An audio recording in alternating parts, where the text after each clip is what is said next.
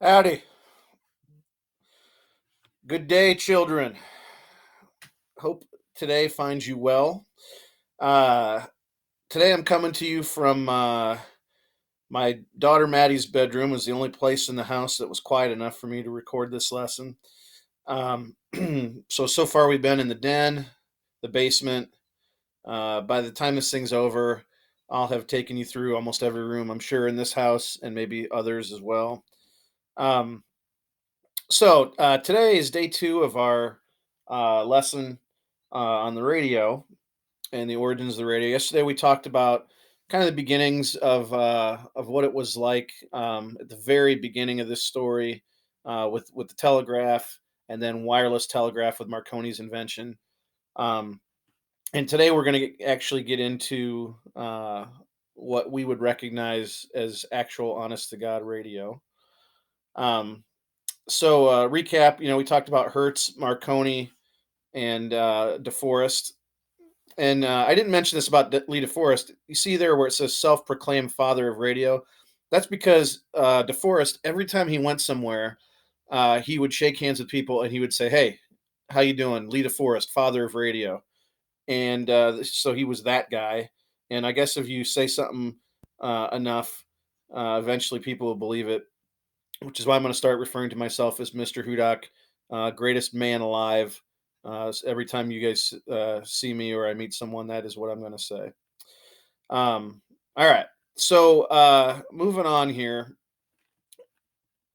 The early days of radio, uh, you're talking about invisible airwaves and invisible energy, and there was a question as to who actually owned that. Like, you can't see it, you can't chop it up, and who owns the airwaves. And so essentially, I'll fix my hat here. Every country passed their own set of laws regarding the radio. At the beginning of the now today, and many of you guys probably here, many of you guys probably know that today the government agency that regulates radio is the Federal Communications Commission. That's the FCC, or the freaking FCC if you guys are fans of Family Guy. But back then they didn't have any sort of agency, so they kind of just made it up as they went. Congress made it up as they went.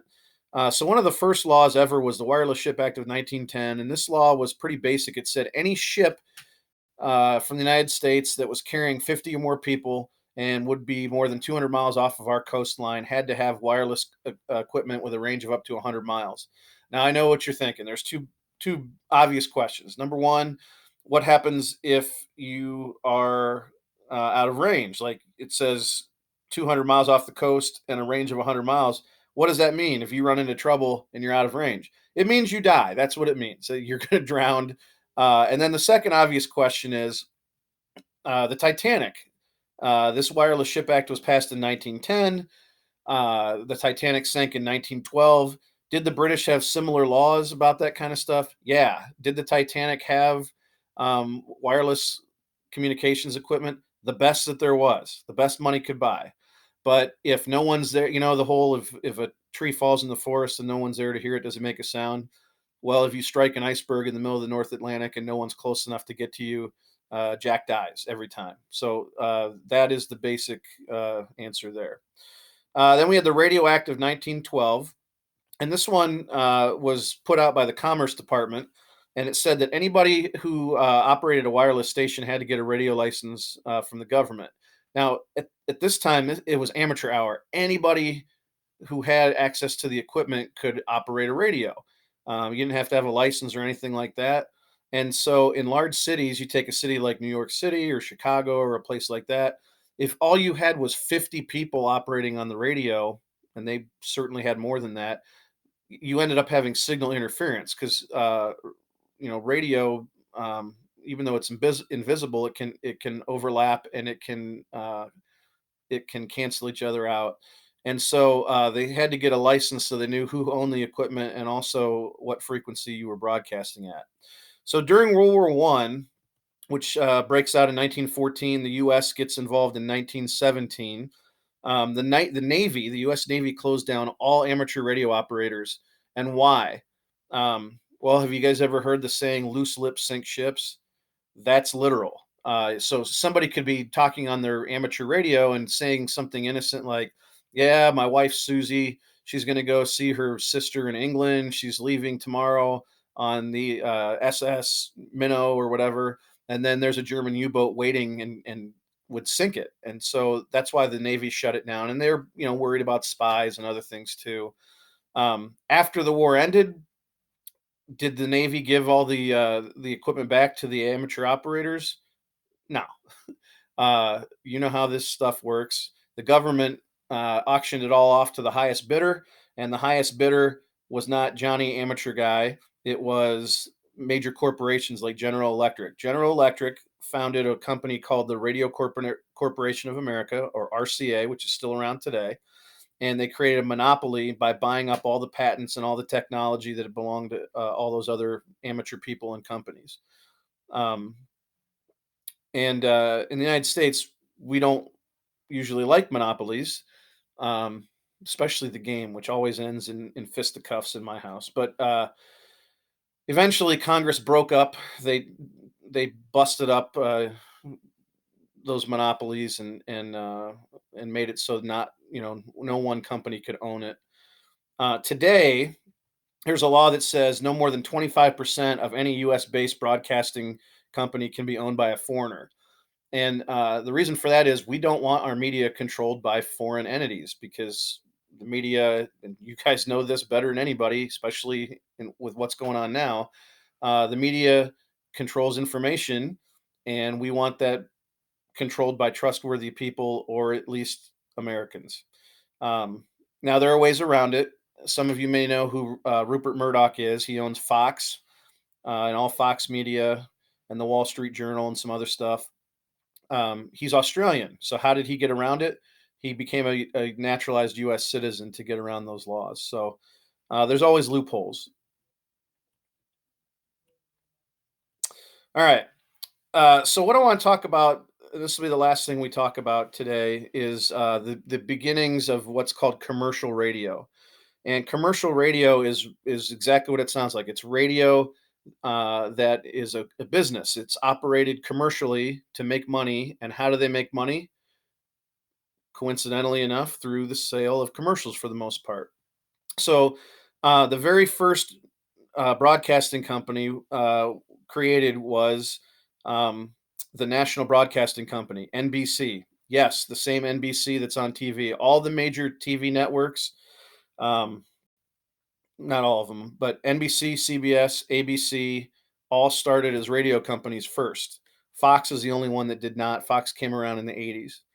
So in 1926, a guy named David Sarnoff created the National Broadcasting Company, which was owned by RCA and General Electric. Still is to this day owned by General Electric. Um, so the radio stations, they set up stations all across the country, and the radio stations were linked through telephone lines through a company called American Telephone and Telegraph (AT&T), which still exists today. And the way it worked is a show would be produced at one what's called a flagship station, a major station in a big city like New York or Chicago or LA. And then other radio stations would pay for the rights to be networked to them, and they would get the radio broadcast along telephone lines, and they would broadcast it to their listeners. So that's how it started. Car radios were first introduced in 1926 by a company called Motorola, which you probably heard of. They make cell phone components now, but they made car radios as early as 1926. In 1928, a guy named William Pally purchased something called the Columbia Broadcasting System, or CBS. And yes, that's the same CBS that's on TV now. And it that started a major war, business war between them and NBC that exists to this day. They stole network affiliates, radio stations that were linked to the NBC network.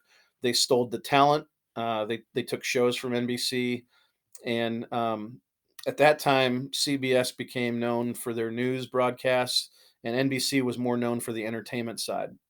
So, at the beginning of this story, um, the the type of shows that would be on, it started with News and weather at the top of every hour, just like today, and then music. That's about all they had. And then later on, they started to broadcast other entertainment things. Uh, every type of show you could think of that's on TV today, with the exception of, I guess, reality television, got its start in radio. There were westerns, and there were romance shows, and there were horror shows, and there were quiz shows, and news shows, and comedy shows. Um, in fact, those of you that like daytime dramas, soap operas, the reason they're called soap operas is because they were sponsored by soap companies, detergent companies, because women were at home and listening to the radio and were buying laundry detergent. Then they started to broadcast sports. One of the very first sporting events ever broadcast was a yacht race. If you think radio is boring, imagine trying to listen to a boat race on the radio. I don't know how you do that. Like, they're sailing, they're still sailing, sailing some more. I mean, what do you do? That's what they did that. Then they put baseball and football and boxing and other things on there, and broadcast a lot of really any time that there was a major event, they'd have radio there to describe to people what was going on. Um, all right, uh, we're gonna stop there for today. What we're going to do tomorrow is I'm going to teach you guys about what's called radio format, how radio is basically set up today. And then later on in the week, we're going to get into what's called the golden age of radio, which is during from like the late 20s until like the late 40s, when radio was king and they had all kinds of really cool shows on. I'm going to give you guys some links to some of those old time shows and have you listen to just a little bit of some of them and answer some questions about them. Um, so that'll be later on. For tomorrow, or today, this is Tuesday. Um, I'll probably have another, handful of questions just to prove to me that you listen to all this stuff that I just put out. And I still want you guys to journal every day. Uh, Unless I give you a larger assignment, if I give you like a worksheet or something, like I probably will with those golden age radio assignments, I'll probably uh, give you the day off on a journal entry. Um, so that's what I have for today. Hope you guys are well. Miss you guys like crazy. A lot of you guys are talking about how much you miss school. There was a really cheesy, terrible um, '80s hair metal song called "Don't Know What You Got Till It's Gone," and I didn't understand the lyrics of that song until now. But it's true. Those guys were right. Those hairy suckers were right. Uh, who knew? Who knew we were going to miss school this much? I mean, I knew. I love school. I love being around you guys. But who knew you guys were going to miss school this much? Anyway, like I said, hope things are great with you, and I'll talk to you tomorrow. Bye bye.